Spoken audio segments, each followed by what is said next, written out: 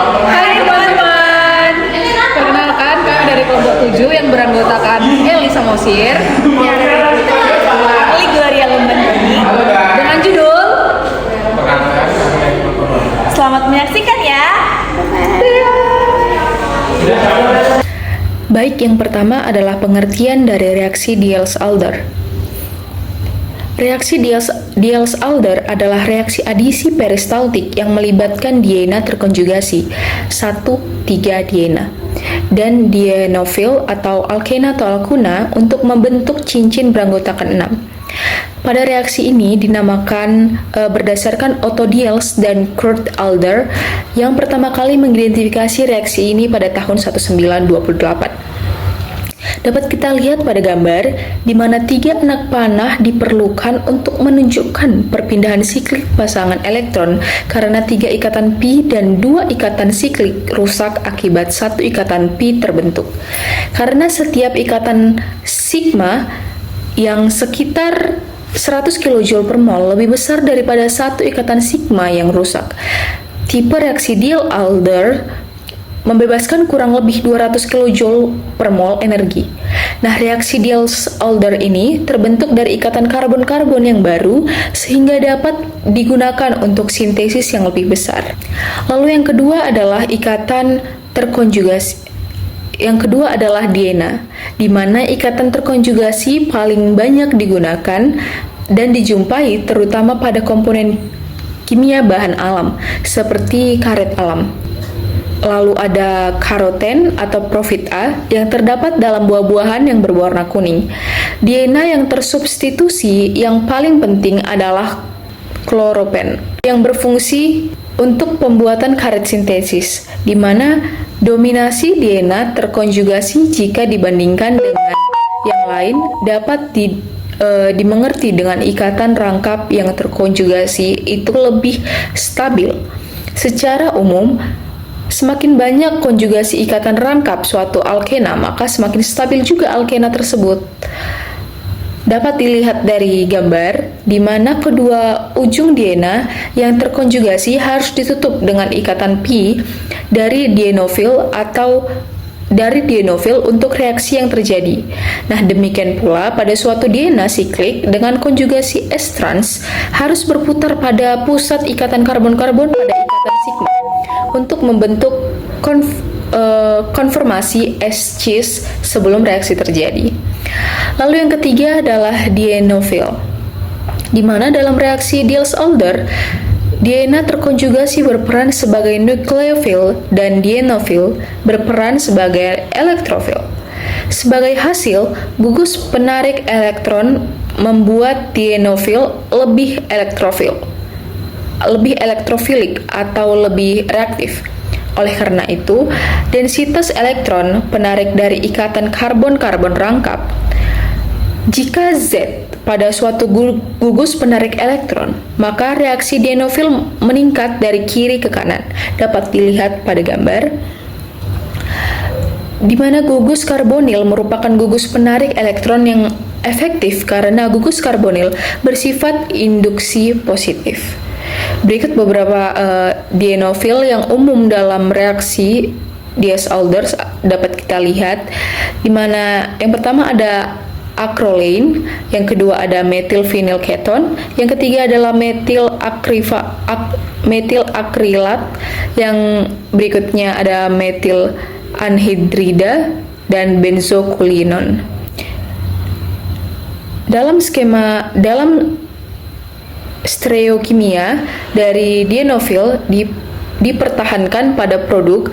1. Suatu cis dienofil membentuk cis sikloheksana tersubstitusi. Yang kedua adalah suatu trans dienofil membentuk trans sikloheksana tersubstitusi.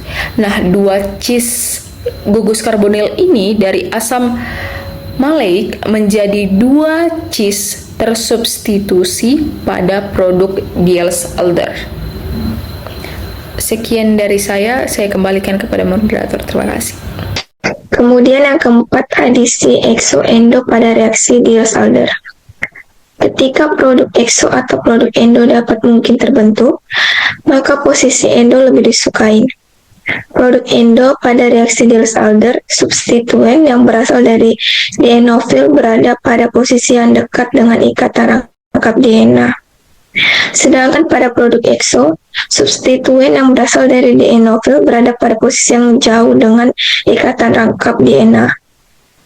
Kemudian pada umumnya, reaksi Diels-Alder terjadi dengan DNA berada pada konformasi cis atau endo.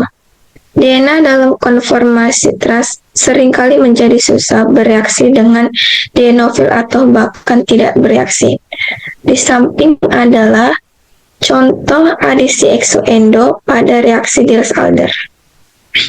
Kemudian yang kelima adalah produk nyata reaksi Diels-Alder. Limonen, senyawa pemberi aroma pada buah jeruk adalah produk nyata dari Diels-Alder. Diskoneksi Diels-Alder akan memberikan DNA dan dienofil yang berupa trans DNA. Berikut adalah contoh gambar struktur dari produk nyata reaksi Diels-Alder. Kemudian, yang keenam adalah reaksi retro Diels-Alder. Pada prinsipnya, reaksi Diels-Alder secara termodinamika menguntungkan untuk melanjutkan ke arah sebaliknya jika suhunya cukup tinggi. Pada awal tahun 1929, proses ini dikenal dan diterapkan untuk mendeteksi siklohexadienes yang melepaskan etilena dan senyawa aromatik setelah bereaksi dengan asetilena melalui urutan Diels-Alder atau retro Diels-Alder. Sejak itu, berbagai substrat telah tunduk pada RDA, menghasilkan banyak DNA dan diefil yang berbeda. Selain itu, melakukan RDA dengan adanya DNA pemulung atau dienofil telah menyebabkan penangkapan banyak spesies reaktif sementara. Berikut ini ada di bawah contoh reaksi retro Diels-Alder atau RDA. Kemudian, kondisi tipikal. Energi internal adalah satu-satunya faktor yang mengendalikan tingkat reaksi RDA. Dan suhu biasanya merupakan satu-satunya variabel yang disebutkan untuk reaksi ini. Dengan demikian, tidak ada kondisi yang dapat dianggap sebagai khas. Selanjutnya, untuk reaksi RDA yang menghasilkan produk volatil, penghilang produk ini dapat memfasilitasi reaksi. Meskipun sebagian besar reaksi ini atau RDA yang melepaskan nitrogen dan oksigen misalnya tidak dapat diubah tanpa induksi tambahan. Baiklah, materi yang selanjutnya yaitu mengenai mekanisme dan stereokimia reaksi retro Diels-Alder. Kita bahas yang pertama mengenai mekanisme yang berlaku.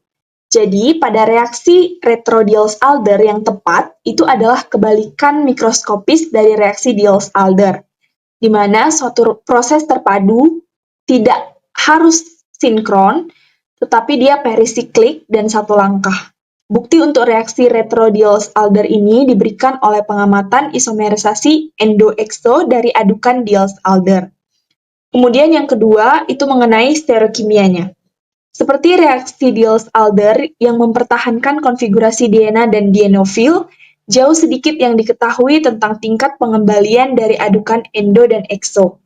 Dan penelitian telah menunjukkan tidak ada korelasi antara konfigurasi relatif dari bahan awal sikloheksena dan tingkat pengembalian dianggap sebagai khas.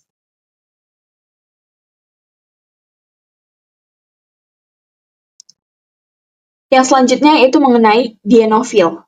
Dienofil semua karbon, karena reaksi Diels menukar dua ikatan dengan dua ikatan. Reaksi ini secara intrinsik lebih disukai dalam arah maju. Namun, berbagai strategi untuk mengatasi bias termodinamika yang melekat ini telah diketahui. Kompleksasi asam Lewis ke fungsi dasar dalam bahan awal dapat menginduksi reaksi retro Diels-Alder, bahkan dalam kasus ketika reaksi maju intramolekul. Mediasi basa dapat digunakan untuk menginduksi RDA kasus ketika produk yang dipisahkan kurang dasar bahan awal. Gugus penarik elektron yang ditempatkan secara strategis dalam awal dapat membuat proses ini pada dasarnya tidak dapat diubah. Kemudian, pada dienofil heteroatomik, nitril dapat dilepaskan dalam reaksi RDA dari adisi Da pirimidin atau pirazin. Piridin yang sangat tersubstitusi yang dihasilkan bisa sulit diakses dengan cara lain. Dapat kita lihat pada gambar di bawah ini. Pelepasan isosianat dari adisi Diels-Alder dari piridin dapat digunakan untuk menghasilkan senyawa aromatik yang sangat tersubstitusi. Pelepasan nitrogen dari diazen diklik beranggota 6 adalah umum dan sering spontan pada suhu kamar. Dalam contoh khusus ini, epoksida yang ditunjukkan mengalami RDA pada 0 derajat Celcius. Pelepasan oksigen bersama melalui RDA menghasilkan pembentukan oksigen singlet. Hasil yang sangat tinggi dari oksigen singlet dihasilkan dari reaksi RDA dari beberapa peroksida siklik. Dalam contoh ini, hasil oksigen singlet yang diperoleh lebih dari 90%. Dapat kita lihat pada mekanisme di bawah ini, di mana gambarnya itu dihasilkan oksigen singlet lebih dari 90%. Kemudian, karbon dioksida adalah dienofil umum yang dilepaskan selama reaksi RDA. Adisi Diels-Alder dari alkuna dan 2 piron dapat menjalani RDA untuk melepaskan karbon dioksida dan menghasilkan senyawa aromatik.